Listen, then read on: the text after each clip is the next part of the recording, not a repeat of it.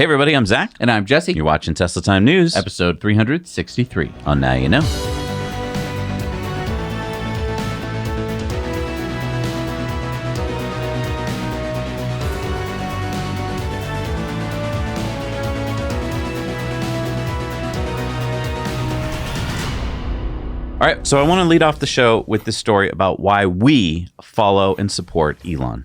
Our hearts go out to everyone in Maui affected by the fires. Elon posted this last week. Tesla and SpaceX Starlink doing our best to be helpful in Hawaii. And you know what? He actually helped. Check this out. Let me show you what community is, okay? I'm not talking about government. I'm talking about private citizens. This is Hawaiian Homes. This is Archie Kalepa's house. And let me show you another community private member. Not part of the community, but certainly giving to the community. Starlink, everywhere. Tesla, batteries, running communications for this entire area of Lahaina. That is where everyone comes. I just want to show you something, okay? So you know what you're giving to, what it's helped saving, okay? Just want to show you what you've become a part of as well, Elon. There's the line, right there. There's the line. That's how close it got to the community leader, Archie Kalepa's house, which is now the whole neighborhood powered by Starlink and Tesla.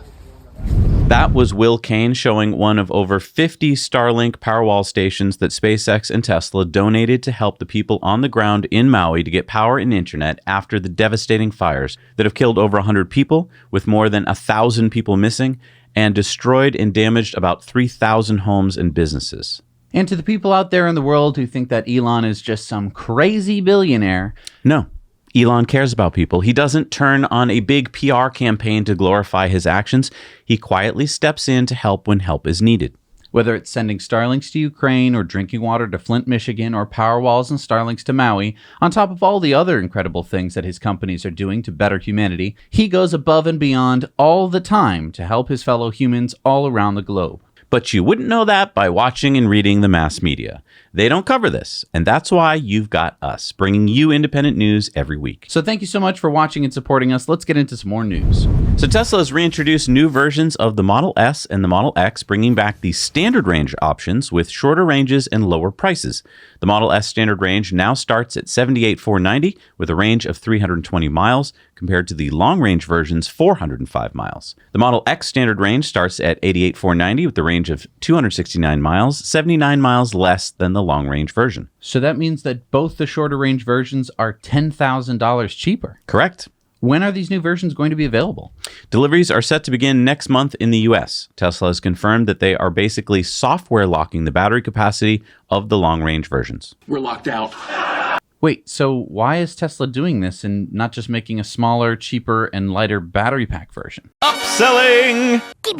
It's a classic upsell with a twist because it's in the most technologically advanced cars in the world. Right. If the owner of a standard range someday wants a higher range car, all Tesla has to do is collect some money from them and then flick a software switch and voila, the customer will have a higher range. It's like magic.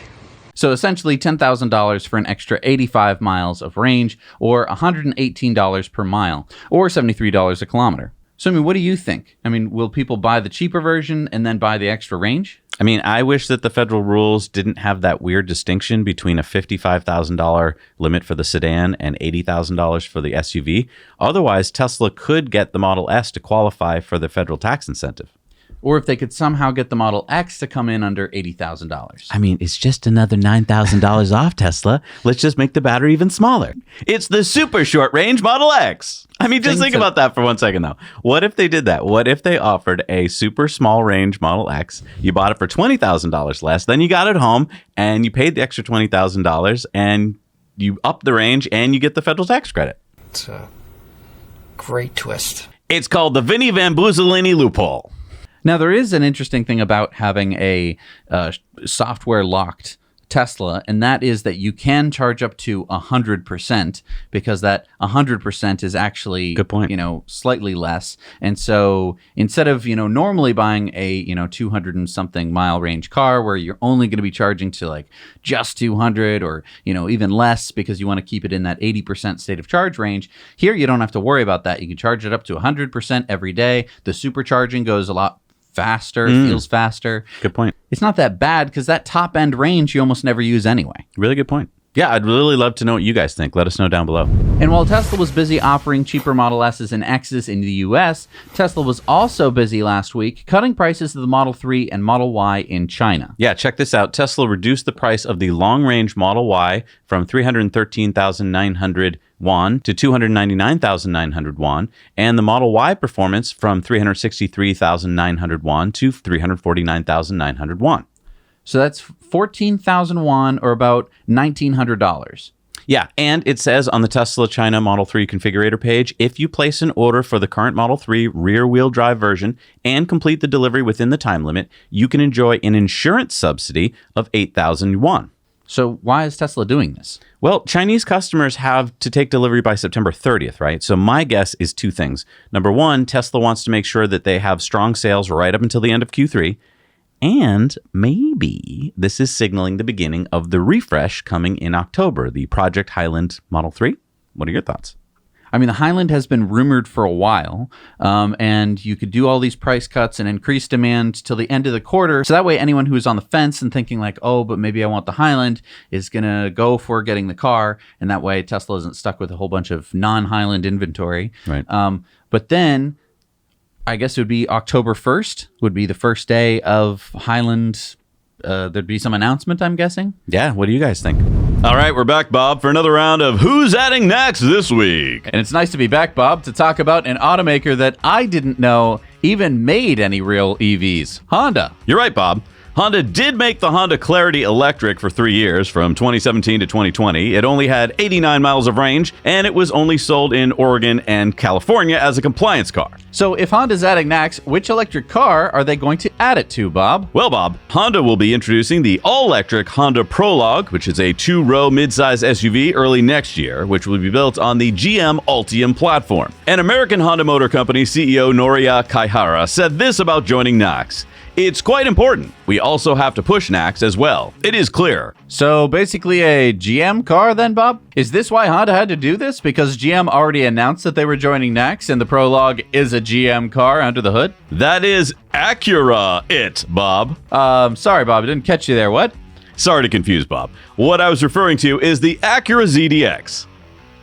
Weren't we just talking about Honda? Acura is Honda's luxury brand, and the Acura ZDX will also have NACS and is also being built on the GM Ultium platform. As Shinji Oyama, Executive Vice President of Honda Motor Company, said, "We clearly depend on GM. Once GM switches to NACS, this will follow for ZDX as well." And it sounds like Honda is very impressed with the Tesla Supercharger network, Bob. Correct, Bob. Jay Joseph, American Honda's Vice President of Sustainability and Business Development, praised the Tesla Supercharger network, saying, "If you look at what's so great about the Tesla Supercharger network, it's the maintenance. They stay on top of it. They've got someone on site monitoring the equipment, they're monitoring it electronically and remotely, and they fix it fast. That's probably the most important thing." But to be clear, Bob, aside from announcing that Honda will adopt the Tesla NACS standard, Honda has not said anything about a deal with Tesla for using their supercharger network or adapters for their cars without NACS plugs. That's right, Bob. My guess is that it'll be 2025 before we actually see Honda and Acura switch to NACS, and so those first cars off the line in 2024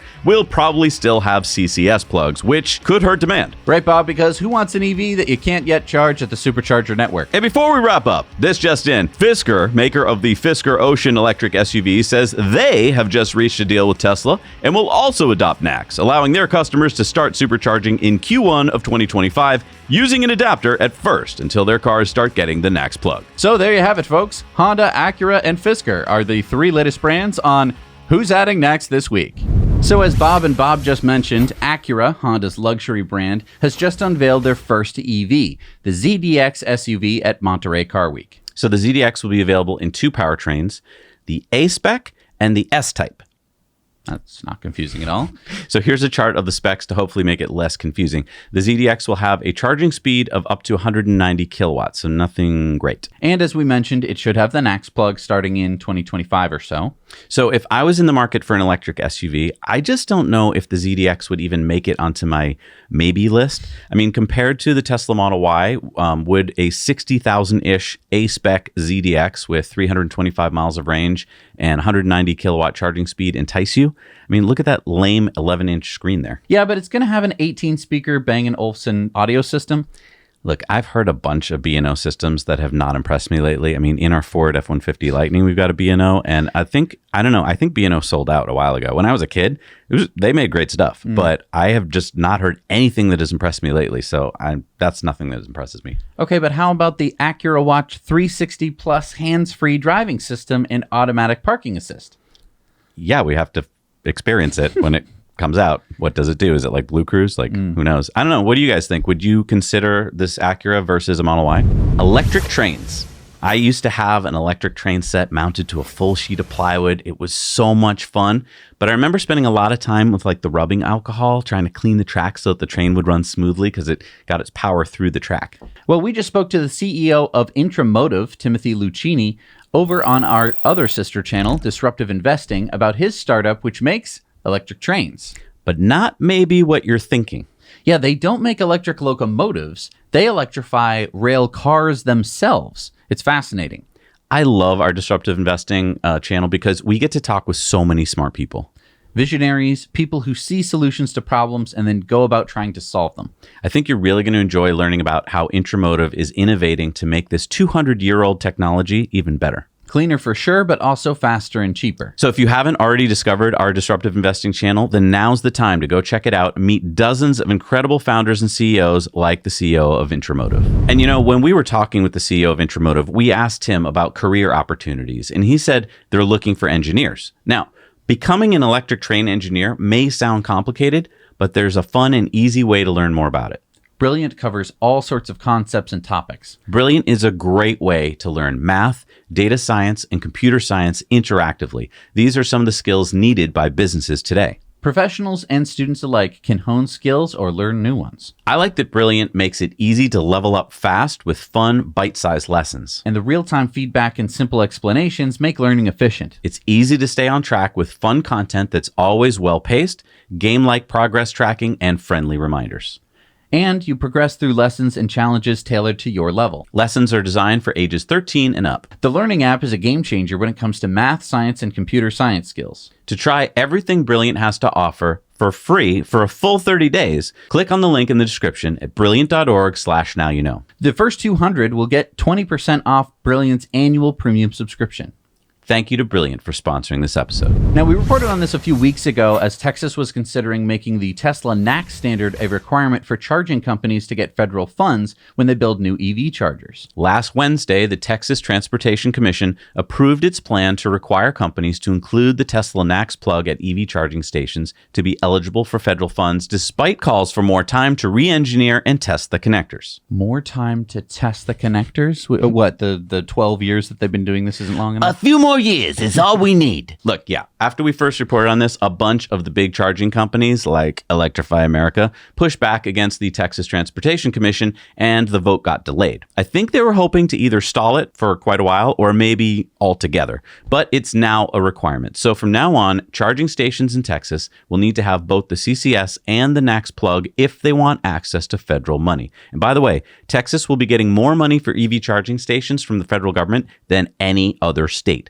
$407 million over the next 5 years. Well, that's great news, but I guess I'm still a little confused. If the money is coming from the federal government, then what does Texas have to do with it? You're right. The money comes from the federal government, but states get to put their own requirements on top of the federal requirements. And so if charging companies want federal subsidies to build their EV chargers in Texas, they're going to have to make sure they have both plugs on their chargers. So I guess that means going forward that Tesla is going to have Magic Dock installed at any new supercharger that they build in Texas if they want to get federal subsidies for it. That's what it looks like. And now the question is, will other states follow suit? It does seem likely that Texas, being one of the biggest states, could set a precedent. The bummer to me is that we're going to have this legacy CCS plug around for many years to come. And it's big and bulky and dumb. And I just wish that it would kind of go away. It's like if in every house you had to have like a beta player and a VHS player and a DVD player and a Blu-ray player. Like, just pick one. Well, I think that the tough part is that there's a lot of people who own cars with CCS plugs on their cars. And so just like we've been seeing with the CHAdeMO plug on Nissan Leafs, it's really hard for those people when they thought that they were part of the electric revolution.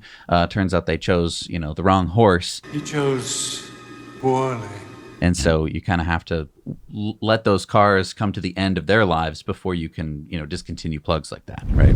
The California Public Utilities Commission gave its final approval last week for driverless taxi services to operate 24/7 in the state of California. Both Waymo and Cruise operate public rideshare services only in parts of San Francisco that they have mapped. Waymo has also been testing driverless rides with their employees in Los Angeles, and Cruise says it will start doing that soon as well. Cruise started charging for rides last year in San Francisco, and Waymo says that it will start to do so soon as well. So Waymo emailed current Waymo One users, letting them know about their fares that they'll start next week, but we don't know yet what the fare structure is. Cruise charges a base fare of $5 with an additional 90 cents per mile and 40 cents per minute, but Cruise does not use surge pricing, whereas Waymo says it will. So basically, Waymo's fare will likely change based on the time of day. Right. Waymo shows that their busier times are generally during weekday nights and most of the day on weekends, with their busiest times being Friday and Saturday nights. But Waymo and Cruise aren't the only two companies that have permits to test autonomous vehicles in California, right?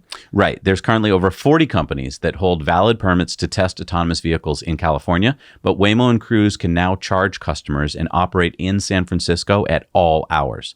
There are other cities in California that are testing out pilot programs for autonomous driverless taxis. But weren't there some recent problems with robotaxis in San Francisco? Yeah, GM's Cruise has agreed to cut its fleet in half in San Francisco, down to no more than 50 cars during the day and 150 robotaxis at night, as authorities there investigate two recent crashes that their cars had in the city. So last Thursday, a Cruise robotaxi that was carrying a passenger was hit by an emergency vehicle while both vehicles were going through an intersection. And during the music festival on August 11th in San Francisco, as many as 10 Cruise robotaxis blocked a main thoroughfare for about 15 minutes when all of them stopped because they couldn't get internet service. Oh, right. I read about this. With so many people in that one location using the internet on their phones, the cell service that the cars generally use got really glitchy, and so the cars came to a safe stop, but they were still blocking traffic. Yeah, and I mean, the media made it sound like they shut down the city. It was just for 15 minutes, and it was the safe thing to do. But yeah, I get it. A major street in a city, you really shouldn't block for 15 minutes. Cruise points out that their robotaxis have driven more than 3 million autonomous miles in San Francisco and have interacted with emergency vehicles more than 168,000 times in the first 7 months of this year alone. I mean, I think that it is a little stupid that you're going to be so reliant on a cellular network that as soon as it goes down for a moment that you just stop the cars. Yeah, remember we talked to the CEO and founder of Halo Car. They use 3 cell services simultaneously so that this won't happen. I feel like Cruise should do the same. But look, it's tricky to test a new technology in a city. There's going to be growing pains. When we switched from horses to automobiles, we had to figure a lot of stuff out, like intersections, and we had to invent new technology like stoplights. Hey, if you just take 1 minute to just hit that like button, actually it doesn't take a minute, it takes 2 seconds, you hit the like button, it helps share this show with a bunch more people on the internet, and we think that would be a good thing. If you think that's a good thing, hit the like button. Thank you. All right, so Elon Musk reposted Tesla Japan's post. What do you think? Can you translate that? Oh, sure. Tesla Japan is seeking test drivers to collect vehicle data. We welcome applications from those who are interested in the latest technology and enjoy driving. And according to China Evening Post last week, Tesla is planning to form a local operations team of around 20 people initially to bring FSD into the Chinese market, local media outlet 36KR said in a report today. And Tesla China appears to also be hiring a new team of data labelers to help train the neural net using Chinese signs and so forth. So this is interesting. I mean, obviously we don't have a great source on the China side, but if this is true, then it looks like Tesla is going to start really moving ahead with getting full self-driving up and running in both Japan and China. I mean, I'm really intrigued by this. If any of you out there join this program, please reach out to us if you can under your NDA and let us know what Tesla is looking for. Are they trying to cover edge cases like going through the same intersection 9,000 times? Or is Tesla looking to get data from geographical areas that they don't have much data on yet? Or are they looking to solve the Jerry problem? And for those of you who don't know what the Jerry problem is, it's a reference to Rick and Morty. Jerry is the kind of lame driver out there. And so here's the problem. I've always wondered that how does Tesla figure this out with FSD? Let's say I'm a great driver, right? And I go through an intersection kind of the correct way. And you're a bad driver. You go through it kind of the wrong way, okay? Both of us have data now stored by Tesla as to how our cars got through the intersection. But I did it well, you did it poorly. So how does Tesla know how to get the next cars through on autonomous driving? Do they base it off of your driving or mine? And I feel like maybe this is a way to solve that problem where they hire me and you. They go, oh, well, Zach's a great driver. Jesse's an awful driver. So when he goes through an intersection, don't do it like Jesse. And I feel like that's how maybe they're going to use this information. But what do you think?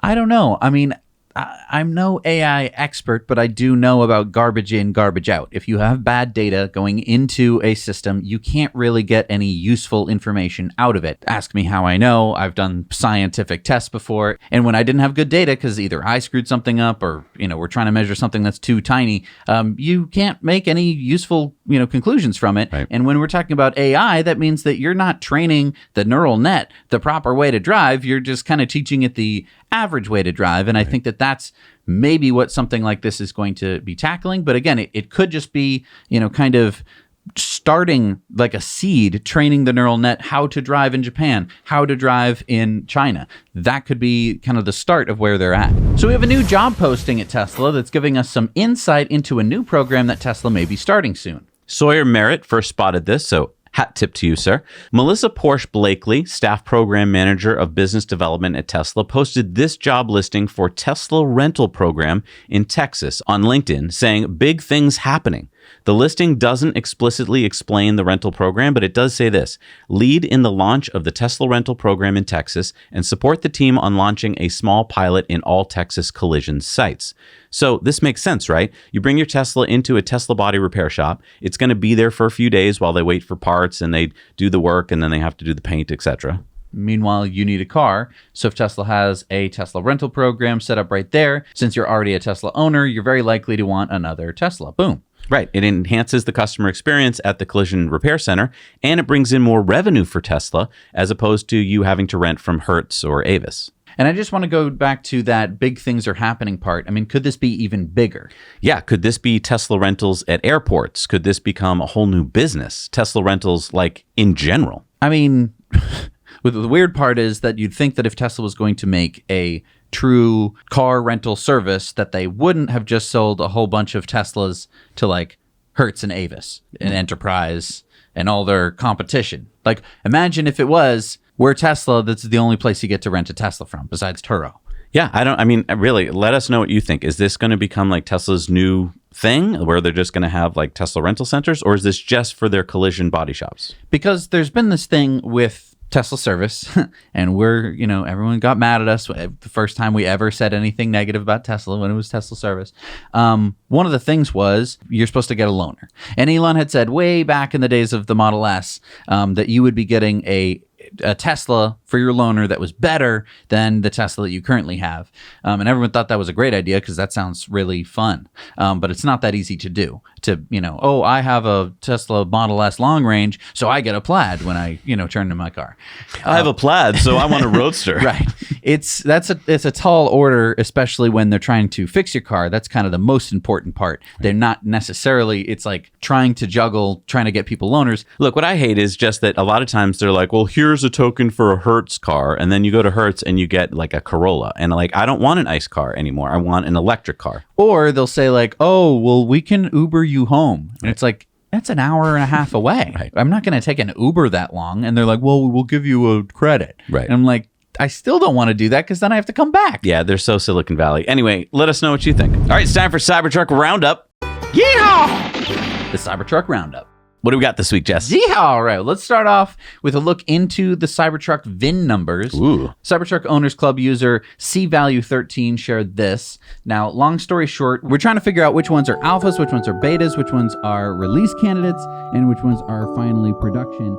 And so what we've seen here is that the New Zealand version we think is a beta, whereas the trucks that we spotted last week in Austin are release candidates. Sorry, this is pretty in the weeds. Is there anything more exciting? Oh, absolutely. In these clips, we have the F-150 wrapped Cybertruck driving around at night, so we get to see the running lights, the blinkers, as well as the brake lights. Okay, so we weren't sure how this was going to look. I think it looks pretty good. Yeah, lots of people were saying like, whoa, with a big, long, brake light. It doesn't have a big, long brake light. It splits it up into 3. And then what did I hear about crash-tested Cybertrucks? Yeah, so I have a bunch of different sightings of Cybertrucks being sent around for what looks like crash testing. So first of all, we have 2 semi-trucks full of Cybertrucks driving along. Wow. Then another semi, this looks like a different carrier, but written on the window, it says, and I can't read this that well. Once completed crash ready today, 5 p.m. Today? I don't know. What does it say? So, I mean, I think it's talking about a crash test, but it doesn't look like that car has been crashed at all. Yeah, it looks completely fine. Right. Well, then we get to see some that have clearly been crashed. Wait, what is that under the rear of the truck? Is that for a spare tire? I don't know. I mean, it could be the first Tesla with a spare tire if that is, like a hidden compartment where they stow a spare tire. I don't know. That could be really fun. Oh, and also in that clip, we see like a Model 3 sitting on the roof of the other Cybertruck with no wheels on it. So it seems maybe they're just like going from a crash facility to some kind of recycling or scrapping facility. Okay, and then we have 9 Cybertrucks on trailers here. Nice. But this is at the Fremont factory in California. Why are they there? Right. They're not made there. So I think that there's crash testing at Fremont. So maybe they're doing some crash testing before they're going to send some off to NHTSA. Oh, right. They're not made at Fremont. Right. I keep forgetting that. They're made in Texas. Yeah. But I don't know. It's exciting to think that they're actually crash testing it. Right. Because now we have some drone footage from the Cybertruck at Giga Austin from Joe Tegmeyer, and this is where they're made. Wow. So is that using rear wheel steering? Yes. Did anyone out there measure the number of feet of the radius? It seemed like they could have made a tighter turn, but like just smoothed it out at the end. So I don't know. I'm excited to do some U-turn testing with our Cybertruck. Yeah. Then we get some on-the-ground shots of 3 Cybertrucks driving all at once. That's awesome. That is awesome. I love that. Next, we get to see the Cybertruck after it made it through the Wade pit. The Wade pit? So you think it's going to be a cyberboat? I mean, if it made it through that, maybe. Although I think they can fill the pit deeper and have a harder test. That's true. But, I mean, clearly it drove through and made it out of the Wade pit. So Nice. that's exciting. Then we get a very sexy picture here of the whole Tesla family.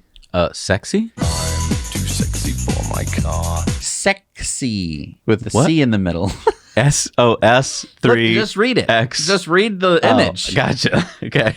Wait, what's this? And lastly, we have the Cybertruck tooling around on a glacier in Iceland. In Iceland? Yes. And if you see the truck in front of it, I think it's being filmed. So this is going to... This is kind of like what's inside baseball a little bit too much. Because, someday we're going to see this footage and we're going to be like, oh, yeah, I already saw that.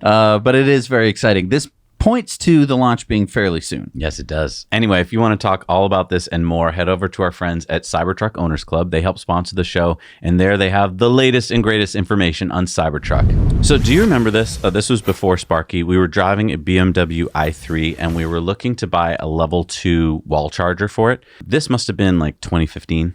Yeah, and there were like 3 choices, and they were big, and they were all expensive. Well, now, fast forward, there has been an explosion of different EV chargers to choose from. Some are mobile, some are wall-mounted, some can do both. And choice is great, but it can also be confusing. And that's where we hope we can be helpful. When you're looking for an EV charger, head over to our sister channel, Now Let's Review, where we review everything electric and sustainable, from e-bikes to EV chargers. So this week, we just published our review of the Wattsaving US10 EV Charger. We tested it, ran it through its paces, and we give you the whole rundown on its use cases from 2 guys who've been charging EVs for years. And a little tip, at the end of that video, we tell you how you may be able to win it because we are giving it away.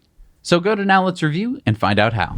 All right, Jesse, put on your VR goggles and look up in the sky at Mars. Why are we putting on VR goggles? To see this.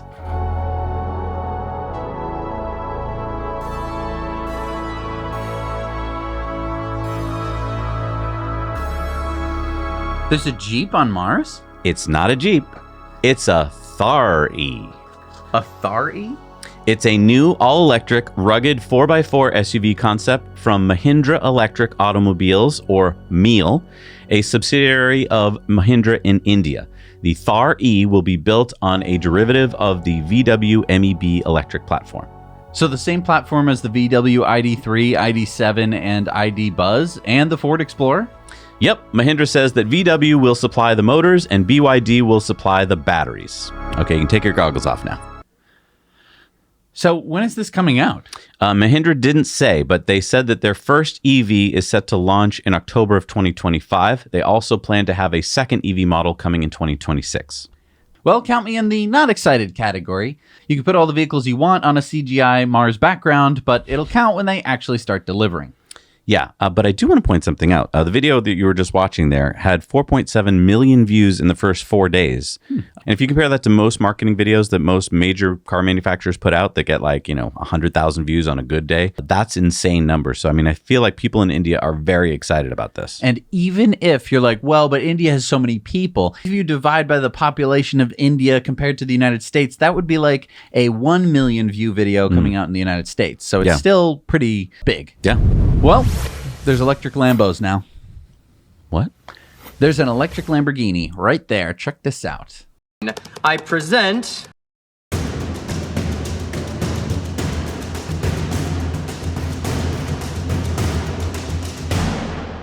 Okay, but that was just a marketing video. So? They're not actually making it yet. It does not matter. Do not sleep on this story. I think that this is a really big deal. What are you talking about? Okay, look, this isn't even slated for production until 2028. It doesn't matter. Why do you keep saying that? Because here's all it's going to be. And so that's why I said I wasn't interested in an electric car. Then you get to go, oh, dude, did you hear? They have an electric Lambo now. What? Yeah, fully electric. No way. Here's a picture. Oh, wow. Wow, that's cool. I don't get it. They haven't made one yet.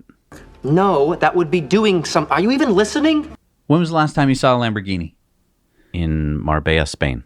And when else? Maybe 5 years ago. Exactly. You've seen more pictures of a Lamborghini than you have actual Lamborghinis. I'm not going to sit here and complain about a car that doesn't exist when to most people, it never exists. The picture alone is all that matters. There is an electric Lambo now, so you get to stick that in your holster, whip that out and go, oh, well, you think that electric cars are so stupid. Why is a Lamborghini making an electric car? And nobody's going to know. Nobody's going to go, Well, hey, you know what? It actually isn't slated for production until 28. they won't know that. Because again, who is buying a Lamborghini? But okay, here's the other thing though. I was not impressed by the way it looks. It doesn't matter. It's a Lamborghini. It's called brand. We're taking a brand where people go, but what about Lamborghini? This is what I've heard for the last 8 years is I'll be like, oh yeah, this Tesla, it'll smoke a Ferrari. Oh, this Tesla, it'll smoke a BMW. And then they go, what about a Lamborghini? And I go, it will also smoke a Lamborghini. And then they go, yeah, but it's a Lamborghini. So what's the name of this Lamborghini that I should be so excited about in 2028? The Lanzador. The Lanzador. Okay. And it's kind of an SUV and it's kind of a Lamborghini. I don't care. Okay. It's just that Lamborghini okay. is making an EV. I hear you. So when people you get to say electric Lambo. I get it. Okay, great. But maybe that's not interesting enough to you. It's not. Okay. Well, Faraday Future just announced the official delivery of its first ultimate AI tech luxury FF91 2.0 Futurist Alliance. Wait, I'm sorry, what? What do you mean what? Faraday Future just delivered their first ultimate AI tech luxury FF91 2.0 Futurist Alliance. What the hell is that? The first version of their car, the ultimate AI tech luxury FF91 2.0 Futurist Alliance. How is this hard to understand? I mean, I have my Model 3 parked outside, and if you owned this car, you'd say, my ultimate AI tech luxury FF91 2.0 Futurist Alliance is parked outside. Why is it called that?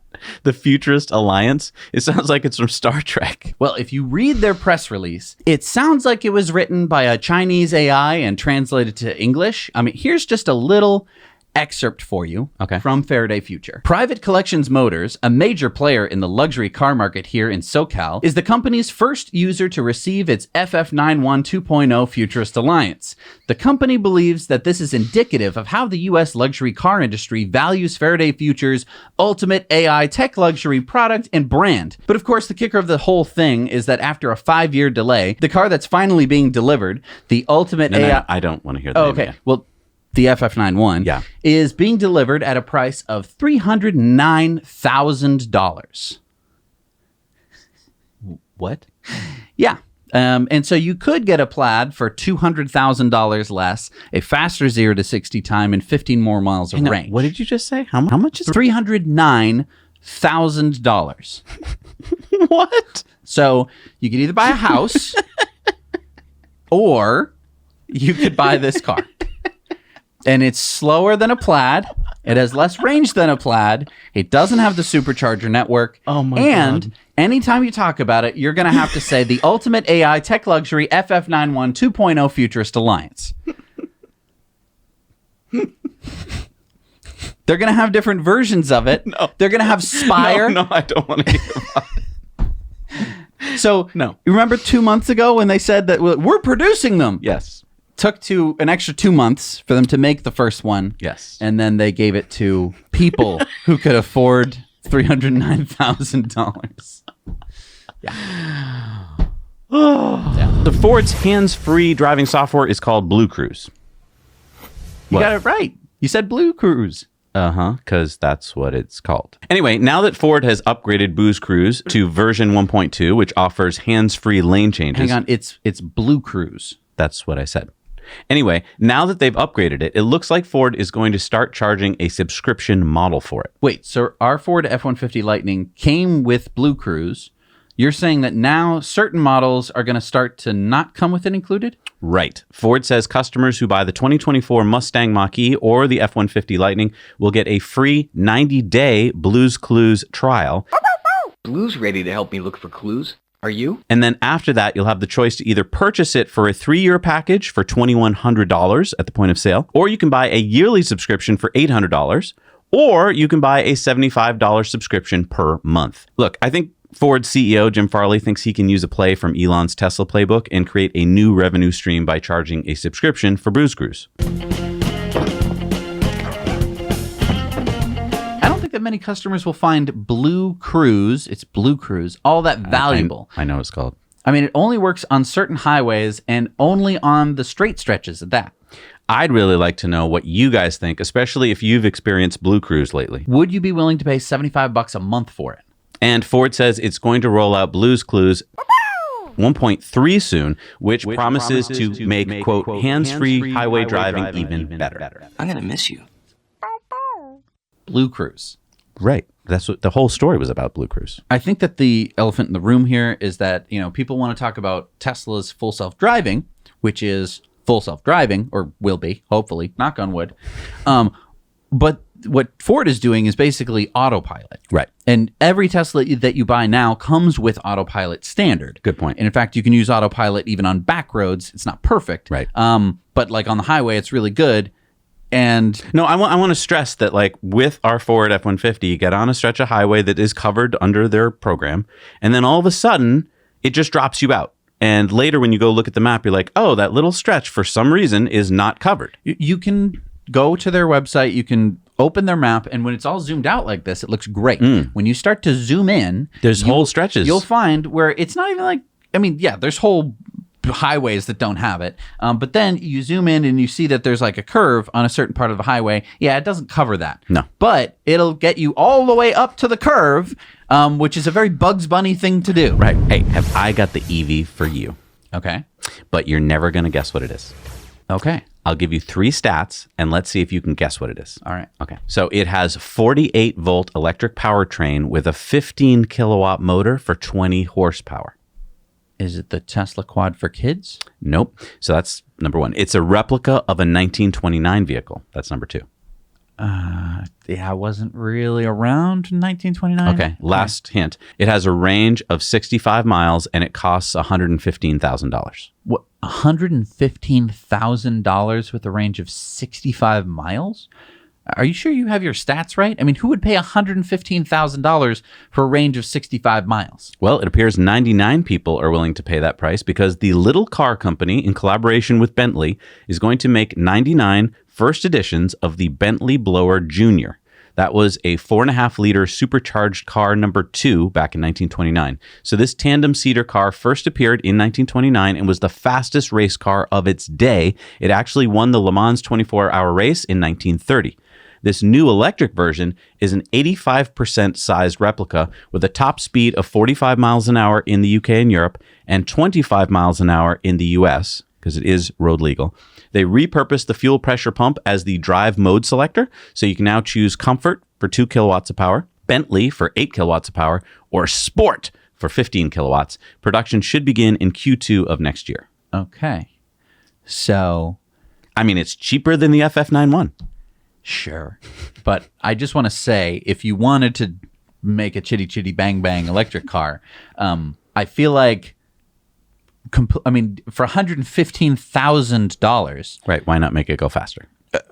I just mean you could buy your own dilapidated chitty chitty bang bang from the guy who was going to put it in the fiery furnace, and you could fix it up for less than $115,000. Sure. But they did it for you. And you could make it faster. But I mean, and you could make it better. Yeah, but I mean, look at that rope-lined steering wheel. And you could make a rope-lined steering wheel. I could do a lot with $115,000, I just want to say. So Tesla has just released a new universal wall connector on their North America website shop. So it looks a lot like their regular Tesla wall connector, but it seems to be a bit deeper. It costs a bit more, $595 instead of $475 for the regular wall connector. And it appears to have a magic dock so that you can now plug in a Tesla with the NACS plug or switch it out to a J1772 plug. So it charges up to 44 miles of range per hour using a 40 amp circuit at 11.5 kilowatts. It comes with a 24-foot cable, auto-sensing handle so you can open Tesla charge ports. You can use your Tesla app to monitor and manage your charging and usage. It has Wi-Fi for over-the-air updates, can be mounted indoors or outdoors, and you can power share up to 6 of these wall connectors, and it has a 4-year warranty. The website says that it should start shipping in October of 2023. And I should say it's not the Magic Dock with CCS. It's like Magic Dock. It's just J1772, and it isn't supercharging, but it is a pretty fast charger. Yeah. So last week, our friend Will from Tesla Jigsaw reported on driving a car in London. It was a great report. But we had some questions because it's a little complicated, and today Will gets us the answers. Hi Zach and Jesse, you had a few follow-up questions for me regarding London's new controversial ULEZ zone. Here's what you want to know, and a quick reminder, London now has a CCZ, congestion charge zone, an LEZ, low emission zone, and a ULEZ, an ultra low emission zone. Not so easy to keep up, is it? Sorry. Vehicles entering these zones must pay a fee every day other than Christmas. For some reason, air pollution matters not for Santa. You asked, are trucks covered under this programme? Vehicles exempt from paying the ULEZ charges are lorries, vans or specialist heavy vehicles all over 3.5 tonnes and buses, minibuses and coaches all over 5 tonnes. However, they will still need to pay the low emission zone charge if they do not meet the emission standard. Makes sense? Hope so. If someone buys a new petrol or diesel car, are they set for life or will they someday also be excluded from driving in the ULEZ? Good question, and it's certainly a possibility this could get stricter in the future. But I can't imagine much changing before the UK sales ban of new petrol and diesel vehicles, which is coming in 2030. Although there were recent efforts to try and overturn that, which thankfully failed and is still on track to be implemented. You also asked, in the central London ULEZ zone, can EVs drive for free, but no other cars can? Yes, all fully electric cars are exempt. However, ULEZ regulations don't offer any special treatment to hybrid vehicles. This isn't a problem for the vast majority as they are petrol powered and meet Euro 4, 5 or 6 regulations, which make them compliant. But there are diesel hybrids like this one for sale claiming to be ULEZ compliant, which is in fact not, as diesels, hybrid or not, need to meet Euro 6 standards and this is a Euro 5. A quick check of any registration plate can be done on the Transport for London website. There's also been a recent update to the scrappage scheme where a £2,000 ULEZ grant is now available to all Londoners with non-compliant vehicles. So there we go. Good luck to anybody driving in London. My advice? Use your legs. I'm Will. This is the Tesla Jigsaw. Now you know. Thank you so much, Will. Wow, it is complicated, but you did a really good job of explaining it all. And yes, I totally agree. Enjoy London by foot and the tube if you can. And if you'd like to share a clip you've seen on this show, but you don't want to share the entire long episode, go to our Now You Know Clips channel where we chop them into little bite-sized clips and make them easy to share. Also, head on over to X where we have a lot of our episodes there too. Next up is the SpaceX update from Ellie in Space. Hey, Zach and Jesse, if I'd had $1 for every time someone asked me when the next Starship launch was going to be, I would be rich. Over the past week, there has been a lot of chatter about the next Starship launch date, and that is because a notice to mariners went out for targeting no earlier than August 31st. Some people have taken this and interpreted that means that the date will be around August 31st. That's probably wrong. SpaceX is still working on a lot behind the scenes, and they have yet to announce a new launch date. However, they're making a lot of progress. I told you last week about the static fire test of Booster 9, and SpaceX also shared these photos recently. They're showing the vented interstage and heat shield installed atop Booster 9. Starship and Super Heavy are being upgraded to use a stage separation method called hot staging. That is where Starship's second stage engines will ignite to push the ship away from the booster. And Elon commented saying interstage extension for hot gas venting added to enable Starship to turn on its engines while booster engines still firing. And hey, check out that guy having lunch atop the booster. You can just see how massive these are. And I want to say that in the past week, there's been a lot of activity and construction and deconstruction going on down at Starbase. Here is some video of the Starbase mid-bay being torn down thanks to Lab Padre. Some SpaceX enthusiasts are speculating that they're destroying this mid-bay to construct a High Bay 3 and eventually construct a Mega Bay 4. So in other words, Star Factory is expanding at a rapid rate. And one more SpaceX update for you. I think this is important to recognize SpaceX and Starlink for their efforts in helping in Hawaii. I've been covering Starlink news for over 2 years now, and Starlink has really come in handy during natural disasters and emergency situations, and it's no different right now with the fires in Hawaii. The Starlink team posted saying that to help provide connectivity in Maui, they have shipped and distributed more than 650 kits to over 40 organizations on the island. The Starlink team covered expedited shipping and distribution costs for all kits delivered to recovery efforts in Maui, and they donated about 35% of the hardware costs. They're working with local retailers to make Starlink available at below cost. So if you're not familiar with me, my name is Ellie in Space. I cover mostly SpaceX related news on my channel, so if you're interested, please come check out my channel. And thank you to Zach and Jesse for allowing me to give you a weekly update. Thank you so much, Ellie. All right, it's time for Into the Future, sponsored by our friends at Henson Shaving. This is a Henson razor. Yes, it is. You can buy one online, and you can get 100 free blades. I use one. I used it to shave this morning. Your face is buttery smooth. 30 minutes ago. So if you want one, you can use our code Now You Know and get 100 free blades when you check out.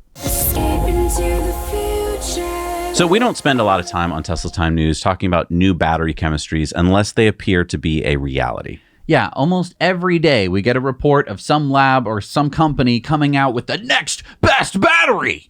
But this next news comes from CATL, the world's largest battery manufacturer. They just unveiled what they claim to be the world's first fast-charging LFP battery, the Shenzhen Super Fast Charging Battery. CATL says their new battery includes fast ion ring technology, which is a new superconducting electrolyte formulation and an ultra-thin, safer separator. Yeah, get to the stats. Okay. They claim it'll be able to have a 434-mile, which is 700-kilometer range. CATL claims that their new battery is the world's first LFP battery to support 4C charging.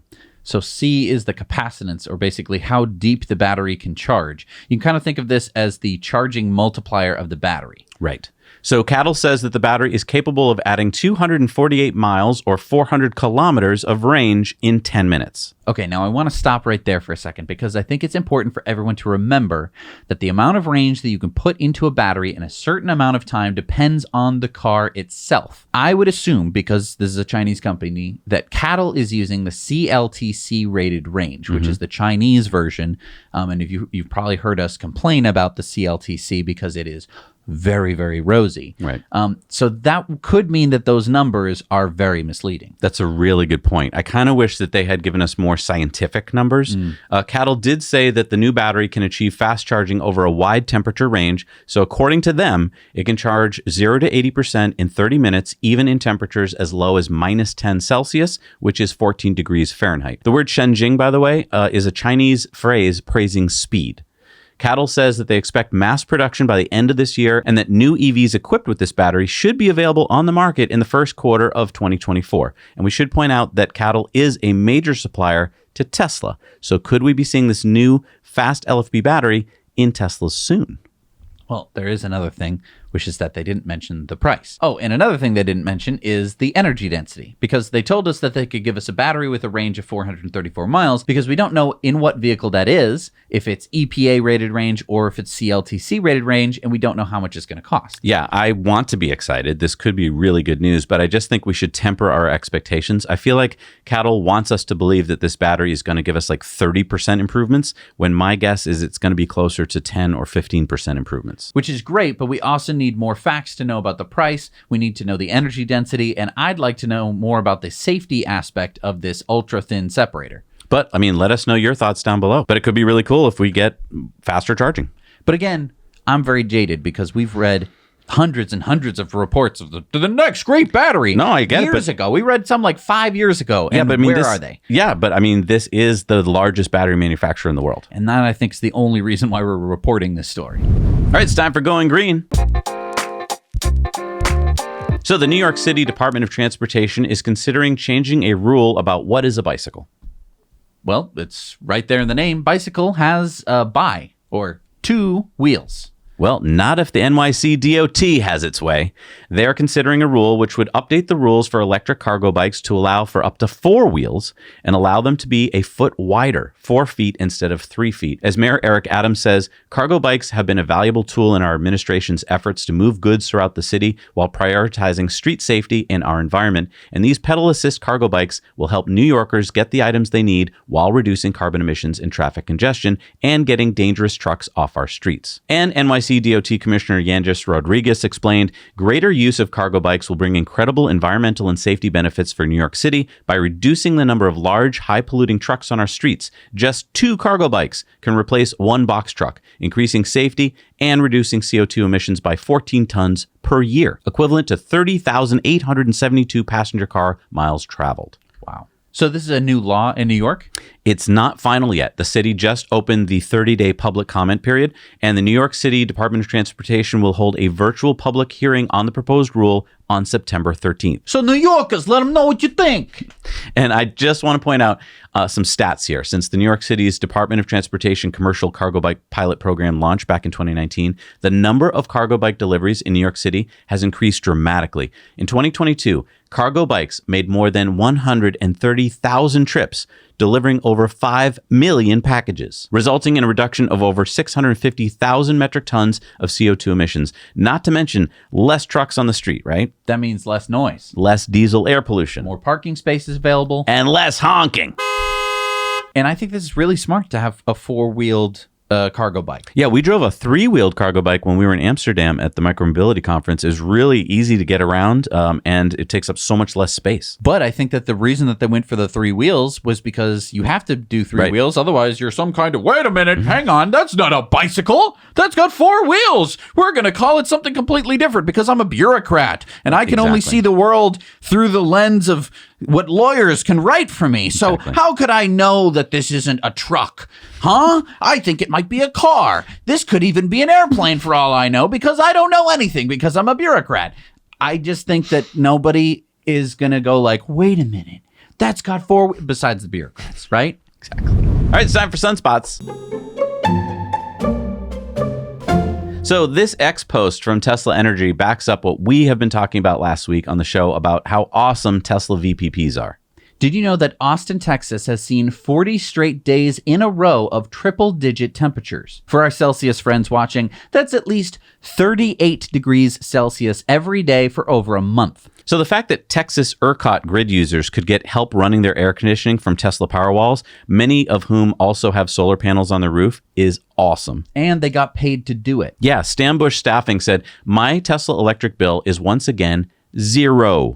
And with $124 owed to me, thanks Tesla team and Elon. All right, this next story takes place in Vermont, and I realize that most people don't live in Vermont. It's a very low population state, but it's pretty exciting what's going on there. Yeah, speaking of Powerwalls, Green Mountain Power, which is the biggest utility in Vermont, had this program where people could get a Tesla Powerwall. In fact, it started in 2015, and it was the first utility in the U.S. to partner with Tesla. The problem was that the program was so popular that they had to cap it at 500 customers a year since 2020. And so there's been a wait list for the Powerwall program that's now 1,200 customers long, and so people on that list won't be getting their Powerwall until 2026. And after that historic flooding that just happened in Vermont, 300 more customers joined the waitlist for Powerwalls this summer. So Green Mountain Power filed a request with the Vermont Public Utility Commission in April to lift the cap on enrollment, and last week the PUC agreed, and that now means that everyone gets a Powerwall. Look under your seats, you get a Powerwall, and you get a Powerwall. Okay, but how does this work? Because not everyone can get a Powerwall. Okay, well, the way it works is that Green Mountain Power customers in Vermont can lease 2 Tesla Powerwall batteries for $55 a month or $5,500 in advance. Or you could buy your own battery from a local installer and get an incentive of up to $10,500 from Green Mountain Power, depending on how much stored energy you agree to share during peak events. So how many people in Vermont currently have Powerwalls? There are about 2,900 households that have Powerwalls in Vermont. That's about 4,800 batteries. And in 2021, Green Mountain Power customers saved more than $3 million. At one point in 2022, during a peak event, GMP customers saved nearly $1.5 million. And if you would like to get Powerwall or solar on your roof, our friends at EnergyPal know a lot about batteries as well as solar. Contact them at the link down below. Tell them that Zach and Jesse sent you. They will give you all this free advice for free. All right, it's time for our video contributor stories. Remember, we need your stories. That's what makes this show awesome. Send them to hello@nowyouknow channel. Keep them 2 minutes or less. Shoot them in landscape. Good audio, no music. What do we got this week, Jess? Miguel sent us this story about Electrify Expo in San Francisco, Alameda, California. Hello, Zach and Jesse. Electrify Expo 2023 San Francisco happened in Alameda, right across the bay from the city. Lots of vendors. Here you can see EV cars being demoed, unique wraps from private individuals in the Electrify show-off. Lots of cool cars, models, and designs to take a peek. Even a little kids zone where they had electric bikes and even these electric go-karts that kids could ride around in. So fun for the whole family. There's also this e-scooter section with lots of vendors. People got to try out skateboards, scooters, mopeds. You can see there's a lot of the vendors also here. They had a lot of tracks for all sorts of activities. Showcase really nice bikes. Of course, some of the common carriers. More tracks. And then finally, at the end of the whole lot, there was this place where you could just test drive. So this is the intro section, but there was a straightaway where you could go up to like 85 miles an hour, which was really cool. Overall, really great experience, really fun. We got to test drive a Tesla, a VinFast, but of course there were also other vehicles, including Lexus, Polestar, etc. And then finally, of course, there's this really popular showcasing of the what I believe is a Mach-E in drift mode, which was very popular.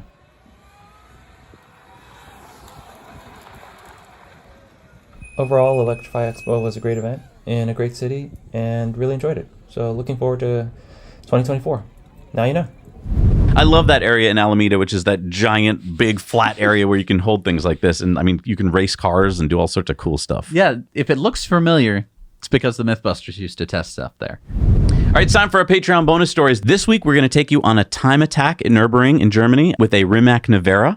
So come along while we show you what is just going to blow your mind, along with a whole lot of other stories. Look, if you support us on Patreon for just $1 a month, you get all these stories. Plus, we have so many other cool perks. So please come join us there.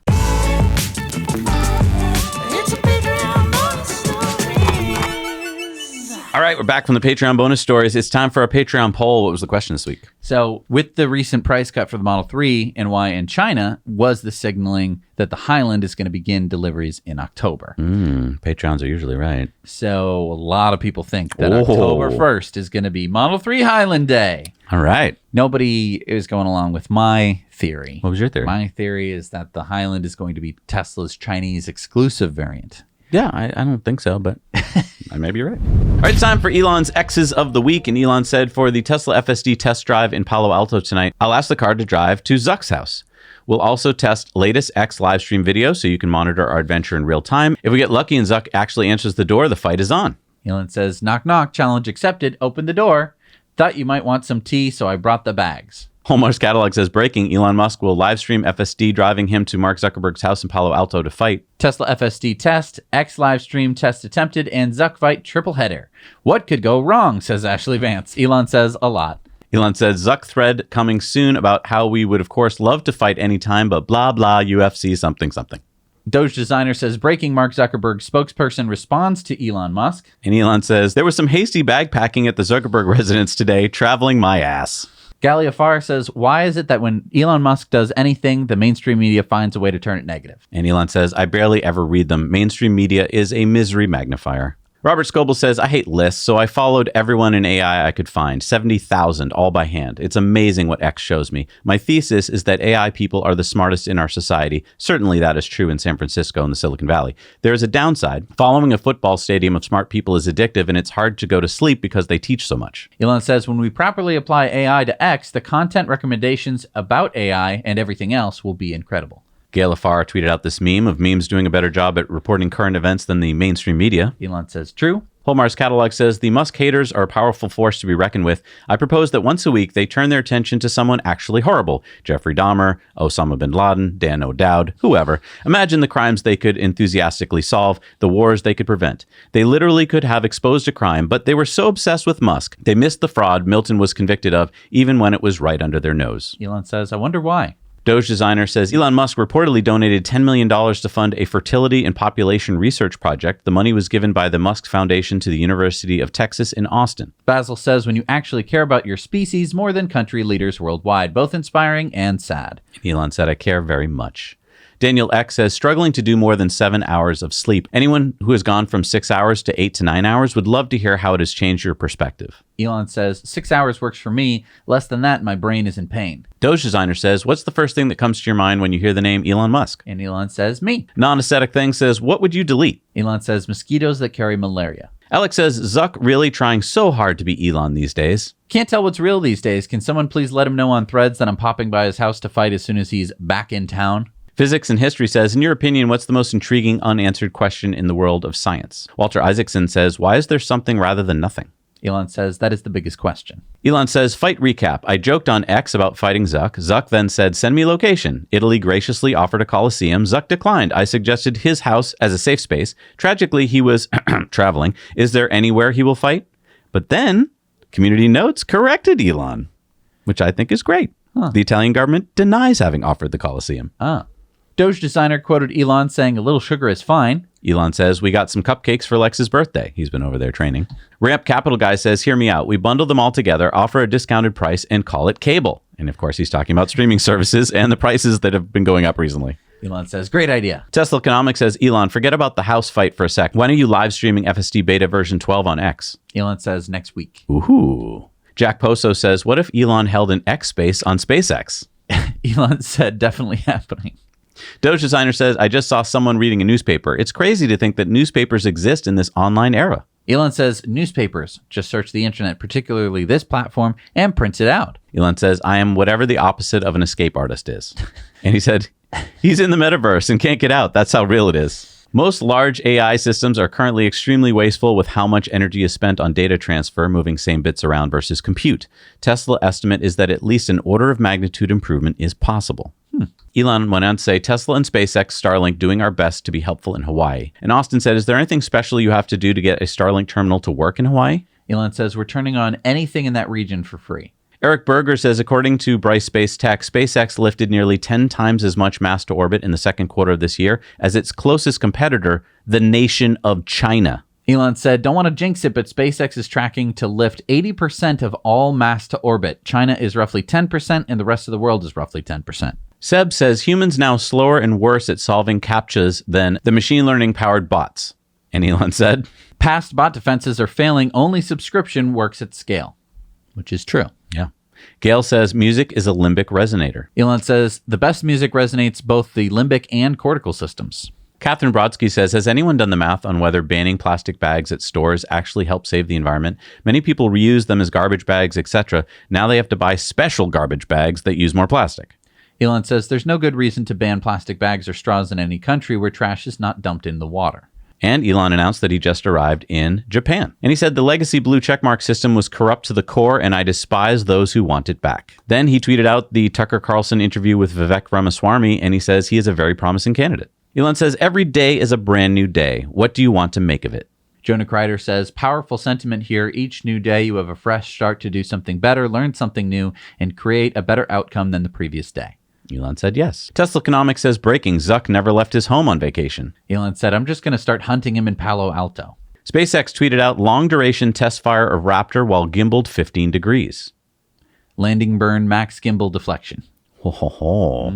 David said, it's crazy how much energy, sleep, etc. were historically controlled by caffeine. Without it, I have more total energy, and it's smoother and more predictable. Caffeine gives a boost, but the lows really take it back, and I don't know if it was ever really worth it in my life. Elon says, I like the aesthetics and aroma of coffee more than its mild stimulant effect. Greg Brockman says, in machine learning engineering, seek perfection rather than good enough. Elon says, this statement, while seeming perhaps trite at first, is extremely significant. And I think they're talking about local maxima versus solving a problem. Sophie says, I'm side questing maxing. I'm straying from the main journey to collect rare bits of lore. I'm talking with wide-eyed optimists on the outskirts of town who swear there's treasure hidden just over the hills. I'm going on impromptu adventures just for the sake of exploring the world. Elon says, same. Tesla Synopsis tweeted out, the boys. Elon says, love that shot. Austin says, I think it's under-discussed that Hitler and much of the Nazi leadership were absolutely flying on amphetamines, primarily methamphetamines, during what became World War II. Elon says, only thing more insane than a Nazi is a Nazi on meth. Toby Fulham tweeted, my second greatest achievement in life, talking about Elden Ring. Elon says, Elden Ring is some of the most beautiful art ever created, a majestic work of art. And then Elon tweeted out Tokyo X, so that's his son, at Grimes' concert in Japan. Unusual Whale says Texas power prices have surged 6,000%, climbing towards the 5,000 price cap, leading the state grid to ask consumers to voluntarily cut energy usage. Elon says Tesla Megapacks can solve this. Matt Smith says the Tesla Megapack XL is 3.9 megawatt hours, meaning in an event like this, discharging fully is worth $7,800. That means that just one full discharge is worth about 0.3% of the total capital cost of the Megapack. That's pretty bonkers. Elon said, exactly. Kache says, when did all the physicists become computer scientists? Elon says, always were. And then this picture of the vented interstage of the super heavy booster from Tesla Economics saying, wow. Elon said interstage extension for hot gas venting added to enable Starship to turn on its engines while booster engines are still firing. Yeah. Normally you stop one and then you launch. This is like live firing. Yeah. And then Elon tweeted out X as humanity's collective consciousness, and this is very far from its final form. Linus says, if you think this is creepy, you should know what all major stores in the world know about you as a shopper. They use in-store, online, cell tower, and more to keep track of everything. Everything. Cambridge Analytics is a joke in comparison. Oh. It's a video of like that's scary. How many people are making how much coffee. This concept shows how a coffee shop can use AI to analyze baristas and customers. Enjoy your double chocolate chip frappuccino in privacy while there is time. Bill Gurley says, in light of the fact that the U.S. leads the world in healthcare costs as a percentage of GDP without better outcomes, I would love to hear the argument from someone in pharma why we should be okay that we pay multiples of the same price in other countries for the same drug. Elon says, great question. Tim Urban says, deeply unexcited for the next 18 months of U.S. politics. Elon says, might be more interesting than we expect. Elon says, although there are some bad things in the world, remember that there are many good things too. The sad truth is that there are no great social networks right now. We may fail, as so many have predicted, but we will try our best to make there be at least one. Elon said humanity's birth rate is collapsing. James Wood says, thank you. If Elon removes the ability to block concerted harassment by trolls or organized political entities, how will X be any different from Jack Dorsey's horrid Twitter? Elon says, then delete your account. Autumn says, that Elon post was kind of bleaky, out of character even. Elon says, I'm having a good time blocking people who complain that blocking is going away. Yeah, so Elon basically wants to get rid of the block feature and change the mute feature to be more powerful. Adam says, it's so incredible that we are going to live through the creation of AGI. It will probably be the most important event in the history of the world, and it happens in our lifetimes. Elon says, true. I hope it's nice to us humans. Ross says, are you supposed to move or stand on an escalator? I see we don't universally agree, and it really breaks the flow. Elon says, run in the opposite direction of the escalator. I think he's onto something. All right, it's time for Community Mail Time. Remember, share your stories, your photos, your videos with us at hello@nowyouknowchannel.com. Cameron spotted this Lordstown Endurance in Knoxville, Tennessee. Wow. Nice. That's more rare than pretty much everything else on the road. Andrew spotted these Teslas around Taipei, Taiwan. Gary spotted this Tesla bot on display at a local showroom. Jill spotted this Tesla Model S with a kayak on top, supercharging near the freshwater springs in Crystal River, Florida. Edwin found this Fiat 500e in Zagreb, Croatia. Andrew came across this Tesla showroom while vacationing in Thailand. Rui saw this white Model Y in Tequeria in the Azores of Portugal. John spotted this Model Y with a Borin license plate and SpaceX badge. I wonder if he's a boring company employee. Steve sent us this new Tesla supercharging station in Rossford, Ohio. Andrew spotted this wind farm near the Straits of Taiwan. Here's our buddy Remy's new Model Y Performance in Belgium. Hi, Remy. And Quinn saw this Hyundai Ioniq 6 in Denver, Colorado. All right, it's time for the EV tip of the week. And Fred sent us this tip about parking your Tesla. So he said, never back into a parking space except for charging. If someone bumps your vehicle, you have 3 cameras facing the incident. If you back in, you have less chance of catching the incident. The front camera won't record the tag from hard left or right angles. That's a really good point. So what are we supposed to do? Just turn around and drive in. Drive straight in. Okay. Thank you, Fred. All right, it's time for Supercharger reviews. Let's see what we got out there in the world. Hey, Zach and Jesse. Oz here in the Aosta Valley in Italy. Driven here from the UK. We have a 4-stall V2 supercharger in possibly one of the most stunning locations. As you can see behind me, there's nothing but mountains. There seems to be about another 8 additional Tesla superchargers here that don't seem to be open yet. But we're just sat here in the Italian Alps charging on our way to Lake Garda. We were meant to be traveling to Verona via a flight which got cancelled. And so we thought, screw it, let's just jump in the Tesla and road trip it over here. So from London to Lake Garda in 2 days. We stopped here in Aosta for 2 nights just to enjoy the scenery, have a little break after about 14 hours of driving probably, but having only had about 2 hours sleep the night before, having expected to get a flight to Italy. So hopefully I'll be able to do a few more of these on the way to Italy. But for now, I guess this is a supercharger review and a most beautiful superchargers submission. I'd give this about an 8 out of 10. Charging speed's not ideal, but that's probably because we just left the hotel and we've only driven for about 10 minutes to warm the car up. So we're only getting about 70 kilowatts currently. Amenities wise, we have a gelateria, some shops, there's a hotel, seems to be a truck stop and a few other bits here. So I'd give this about a 7 out of 10, but with the view, maybe a 9 out of 10. Now you know. Hi, Now You Know community. This is Joel at the Broadview Heights, Ohio. It's a 8-stall, 250 kilowatt right off Interstate 80 tollway. Inside's pretty decent. They've got Burger King, Pizza Hut, Starbucks, gas station food, clean restrooms. Overall, this one's pretty decent. It is just the tollway though, so you can't go off into a town or anything. But it's still a 6 out of 10. Now you know. Hi, Zach and Jesse. This is Mark. I'm in Eureka at their 8th stall right off of Broadway, which was 101. And pretty nice place. They have a big mall here. And there's some fast food places down that way, McDonald's and a few others. So I'd give this a 9 or a 10. Now you know. Thank you so much for doing Supercharger reviews. If you want to see a map of all the Supercharger reviews that we have or upload your own, you can head to our website, nowyouknowchannel.com. All right, what do we got for new ones?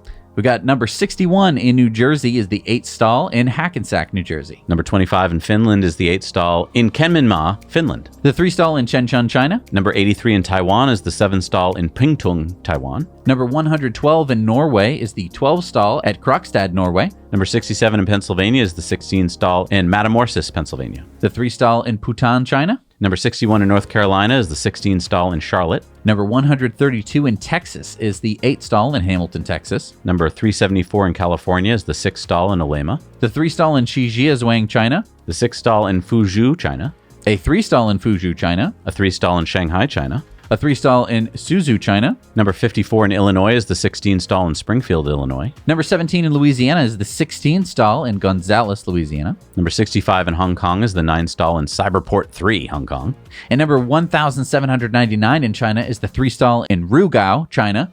And number 24 in Denmark, number 1048 in Europe, number 5416 in the world is the 16 stall in Aalborg, Denmark. Woo!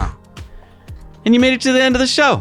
Congratulations. We made it to the end of the show. We made it to the end of the show, too. But, we still have a lot more content to do, Jesse, because if you don't know about this, if you join us on Patreon for $1 a month, you get to go over and see all of our Patreon bonus stories, which we're about to record. And so that's a whole bunch of new content that you get there. We also do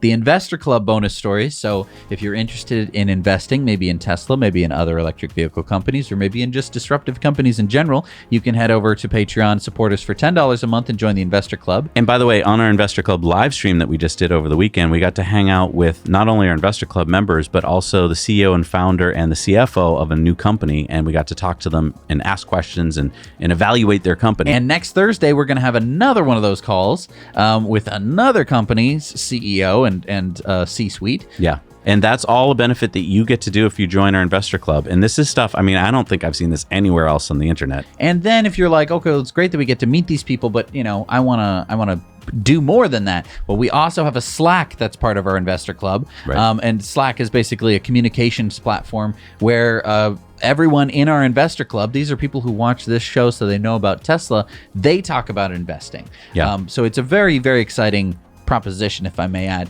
If you want to get into it for free, you can join us over on our Disruptive Investing channel.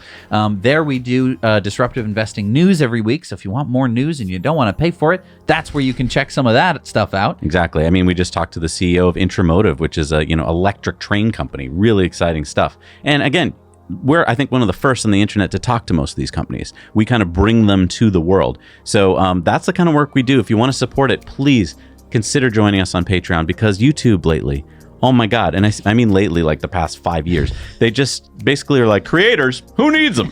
Yeah. Which is why so many people are going over to X. Yeah. Well, thank you so much for joining us here on YouTube. I really appreciate and having X. viewers. We are on X, so you might be seeing us there too. We will see you next time. Now you know.